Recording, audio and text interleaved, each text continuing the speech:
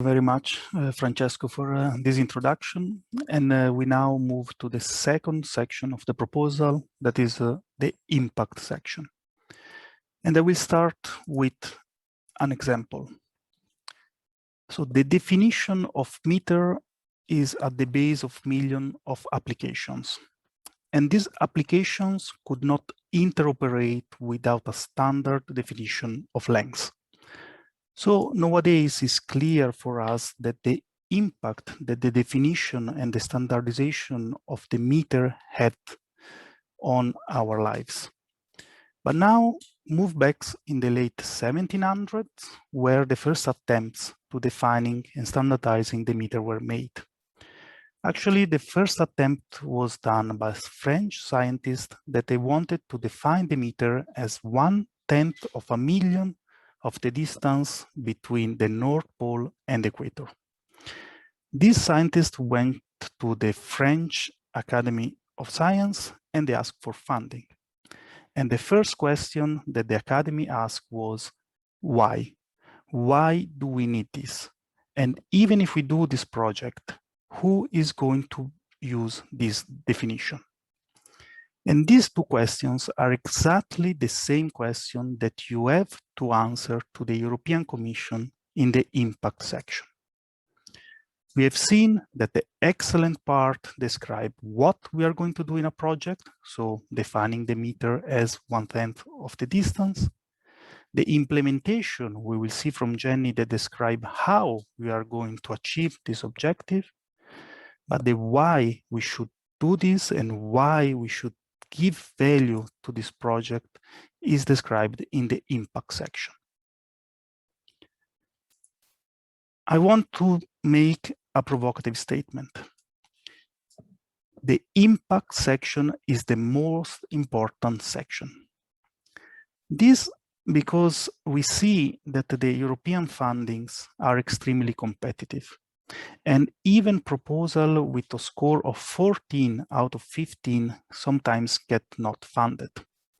This is because for excellent proposals, the game is not to gain enough points to reach above the threshold of 10 points, but is not even to lose alpha points from the 15 points maximum. And we see that the impact section is often the section where the good proposal lose the majority of the points, because this is often the most neglected section. You are expert in knowing what you want to do and how you're going to do, but you need to be able to express why your project is important for the future of research innovation in Europe. Of course, the statement that the impact section is the most important is provocative, because if we want to obtain 15 points, equal attention is to be given to the excellent and implementation part. So now let's dive into the impact criteria. The impact criteria evaluates your proposals in two aspects. The first one is on the credibility of the pathways to achieve the expected outcomes and expected impacts specified in the work program, and the likely scale and significance of the contribution due to the projects. The second aspect that you are evaluated is on the sustainability and quality of the measure to maximize the expected outcome and impacts as set out in the dissemination, exploitation, and communication activities. Here, I underlined some key terminologies that goes from pathways, outcome, impact, scale, significant, dissemination, exploitation, and communication that you need to get familiar if you want to have a successful impact section. So for the rest of this presentation, we are going through each one of them. The impact section is also structured in three main subsections. The first one focuses on the pathways. The expected length is around 4 pages. And the second section is on the measure to maximize the impact, plus a summary table with a combined length of expected 5 pages. Let's start from the first section, project's pathway toward impacts. Before I can define the pathways, I need to define the expected outcome and expected impact.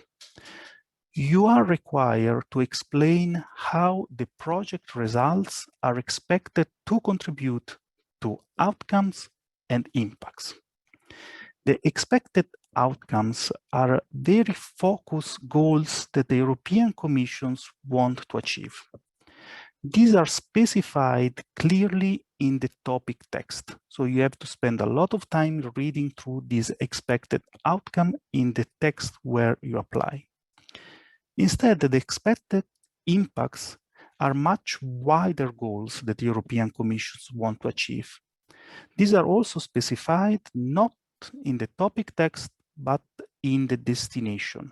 So if you're applying to a specific topic, you need to go to the PDF version of the work program, go to the destination where this topic is present, and read clearly what the expected impacts of this destination are.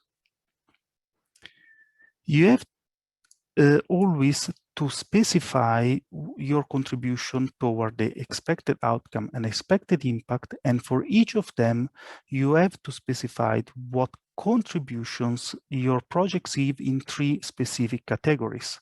These are scientific contribution, societal contribution, and economical and technological contributions.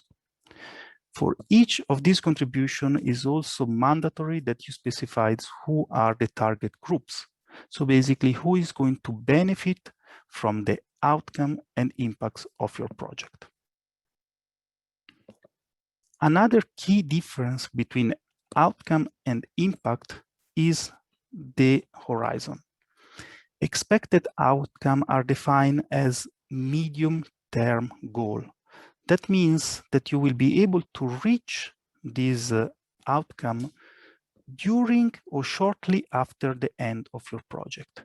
Instead, the contribution for the expected impacts, they will be much more long-term, and your project will have an effect on achieving the expected impact sometimes after the end of your project.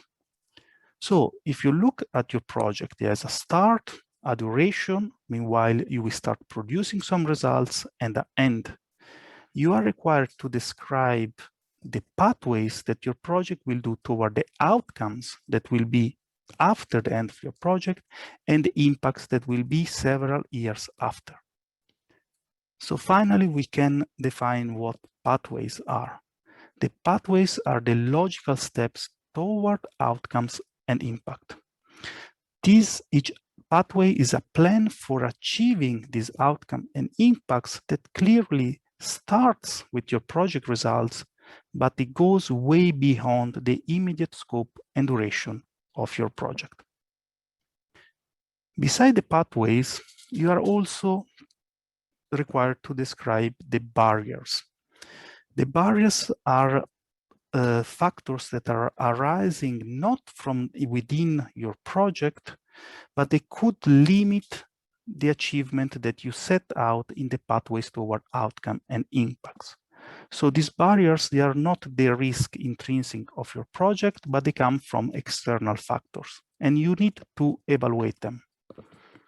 We suggest to use the PESTEL analysis in order to make sure that you are evaluating all the possible barriers.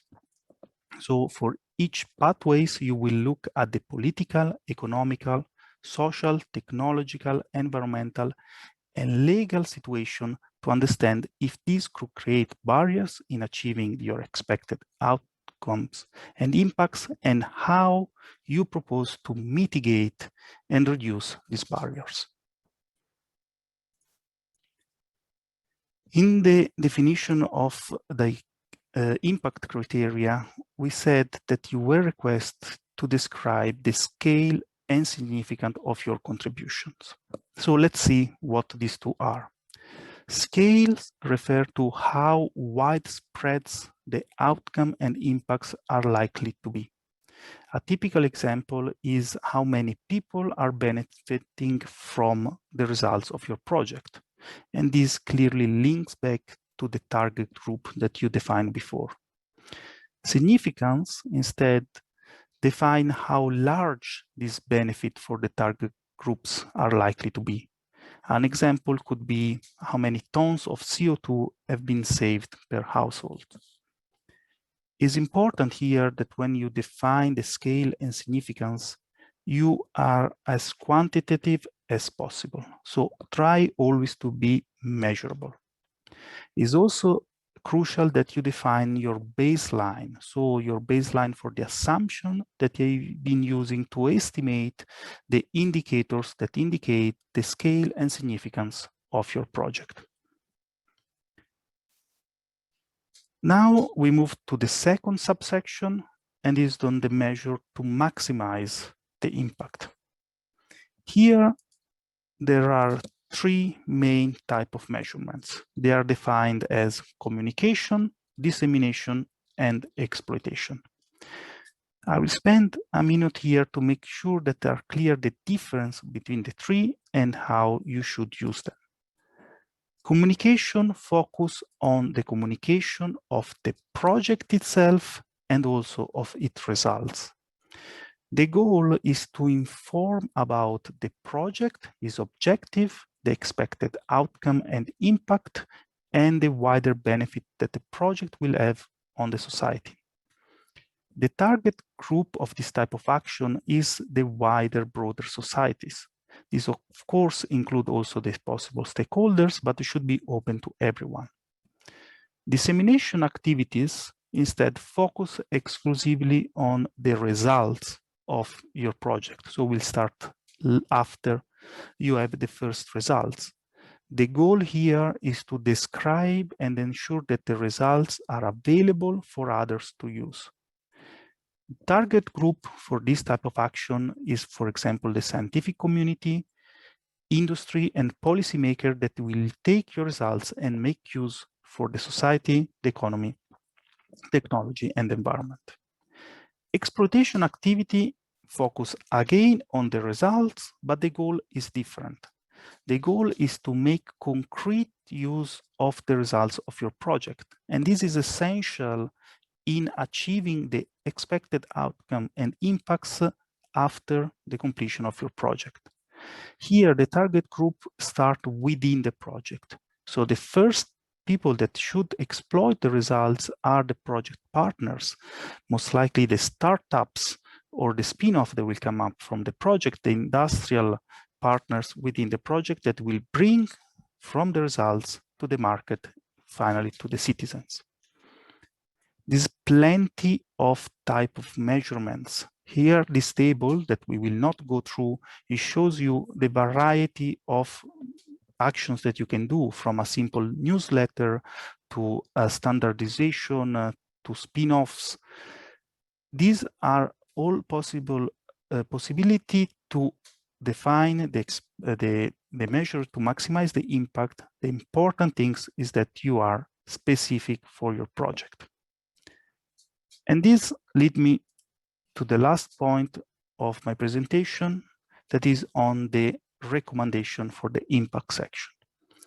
And the main one is be specific. It is important that you describe the unique contribution resulting from your project results. For doing this, you can be creative and really exploit the potential that are intrinsic in your project. So always refer only of the contribution that your project will make and not in general on research and innovation trends. Another suggestion that we give in order to be specific is to be careful when you're addressing the stated outcome and impact in the work program. Often the European Commission writes them as a single bullet points, but they are actually multiple outcome and impact inside. Here there is an example that I read out loud of an outcome that mentions accelerated deployment of sustainable alternative fuels, as well as sustainable energy supply and storage and waste heat recovery. This clearly is not one single outcome. It's up to you to break it down in multiple outcomes and impact and address all of them separately. We strongly suggest to use tables to structure your impact section. And we will see this afternoon how you can do this in a collaborative way. The final point is be specific, measurable, achievable, realistic, and time-bounded when describing the impact section. So in a nutshell, be smart.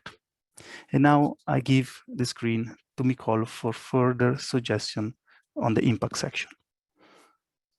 Thank you, Riccardo. Yes, I will complement this first presentation on the impact section with some additional tips, more related especially to intellectual property and exploitation. So intellectual property rights and IP management is crucial in the preparation of your proposal.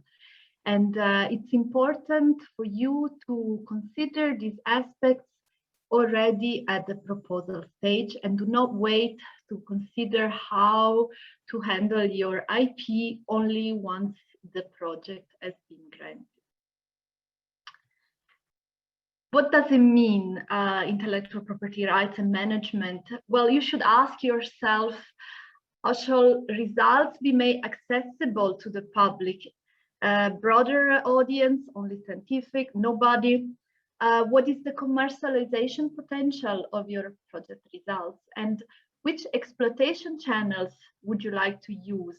Do you want to use any IP protection, or do you want to keep all or most of the things you find out as trade secret? Well, this is up to you to decide. And as you probably know, there are several ways to protect your innovations through intellectual property rights. As you can see in this table, there are several ones. Some of these, however, do not need any type of formalities, for example, copyright and trade secret. However, you need to plan. And this needs to also be addressed in your proposal, because IP management is part of one of the sections of your proposal. Here there are some tips. So there is a need to have a comprehensive and feasible strategy on how to use the IP generated by the project, underpinning also the credibility of the pathways. As mentioned also in the excellent part, you need to guarantee that you have freedom to operate, so you're not infringing anybody else's intellectual property rights. And again, you need to find a balance between what you want to publish and what you want to protect. For example, if you want to apply for a patent application, it's clear that you will delay the publication of certain articles until the patent application has been sent. And then also make sure that you take into consideration additional exploitation obligations, including, as we will see later, for example, the possibility of using your results in case of public emergency. And finally, this is a new requirement from Horizon Europe. You need to identify, especially at the end of the project, who owns which IP generated in the project through this so-called results ownership list. Your IP management and strategy is linked, of course, to these three main, let's say, blocks that appear over and over, not just in the proposal, but then also in the grant agreement, which are the access rights, background IP, and results. So how these two columns that you see in this slide are matching together? Well, for access right, it means that you need to provide free access to the other partners whenever needed during the project, to any of your IPs and know-how, and under fair conditions after the end of the project, so that any partner needing access to any of your rights to exploit their own results will still be able to do that. Background IP, of course, is any IP and know-how that is prior to the project. And here is important to already know at the proposal stage whether you need to have additional measures in place, for example, including NDAs between you and a partner having access to any of your IP rights, because maybe you are planning either a patent application or maybe you want to keep some trade secret. And finally, the results. So any IP and know-how developed during the project. Again, also here, you will have, first of all, to identify who is the owner through the result ownership list. And in case any of the results needs to be protected for any reason from publication or too early publication, make sure that you have all the agreements in place with any of the partners of the consortium. As mentioned already by Riccardo, especially the results are strictly connected to the communication, dissemination, and exploitation commitment that you have during the project. So here, to conclude, you have a short IP timeline. You can see all these blocks we discussed about throughout from the opening of the call to the end of the project. So again, at the proposal submission, already think about all these blocks. Think if you need to protect any of the IP and know-how among the partners of the consortium. Then after 8 months from the call deadline to the grant agreement signature, in case of a successful proposal, you will start to implement your project. And during the project, remember that you still need to always probably manage how to disseminate, for example, if something needs to have a publication that comes a bit later, make sure that this is done properly and all the partners know it. Otherwise, try to publish as much as possible on an open access way, as already saw in the excellence part. And remember that by month 6 from the start of the project, you will need to provide the communication, dissemination, and exploitation plan together with the data management plan. And finally, at the end of the project, remember you will need to identify who owns which IP and include these inside the result ownership. The exploitation is so relevant that you will have to exploit your results until 4 years from the end of the project. And this will be also checked regularly in Horizon Europe through questionnaires proposed by the European Commission. Also be aware that this in time frame from the end of the project to up to 4 years, European Commission is allowed, if foreseen in the call, to ask access to any of your results in case of public emergencies, for example, the case of a pandemic. And you will have to provide access under fair conditions to any public authority that may need it for this public emergency situation. Finally, but not less important, if by the end of your project, 1 year after, no exploitation of some of your results has been done so far, then you will be obliged to include such results, which means not the full description of the result, but just a short description of your output inside the Horizon result platform. In this way, your result will be available for several third parties, and then it will be up to you to negotiate, in case of anybody is interested to exploit this result of yours, how to manage this through licensing or through, for example, assignment of rights and so on. So that was it again from my side, and I think we are ready for taking any question on the impact section. Yes, there are some questions regarding the impact section. So there is one question for Riccardo. It concerns the impact section. So the question is, since outcomes and impacts are defined by the EC, they are not the singular result of the project. Does this mean that projects only have to describe their contributions towards predefined outcomes and impacts and do not have to invent outcomes and impacts for themselves? So thanks for the question. So what is mandatory is that you have to address all the predefined outcomes and impacts that are mentioned by European Commission. Then you are the expert. You know what you want to do, also why you want to do. So if there are impacts on your project that they are beyond what the European Commission is stating, you have to add them. This will only increase the value of your proposal. But don't, if you are short in a page and space to write it, please do not exchange one of your identified impact with one from the European Commission. First, give priority to the one identified by the European Commission. Remember, collaborative projects in this case are so-called top-down, so the European Commission tells what type of results want to achieve from your funding.